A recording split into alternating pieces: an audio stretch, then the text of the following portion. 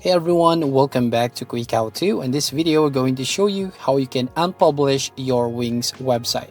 So first up, when you're here on your Wings website editor, as you can see here, and if you're going to publish your website, just need to click on Publish right there at the top right hand corner. And here basically saying your site is published.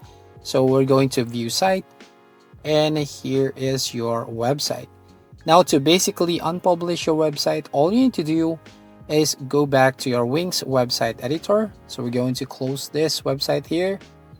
And from here, we're going to click on Site right there beside the Wings logo. And then here at the bottom, click on My Dashboard. So basically, you will now go to your dashboard, Wings dashboard. And here you will find some options. So basically scroll down and we're going to click on Settings. And here on Settings, I want you to go to Website Settings from there. And there at the top, you will find Site is Published. And then you will find a Unpublished button. So you just have to click on Unpublished.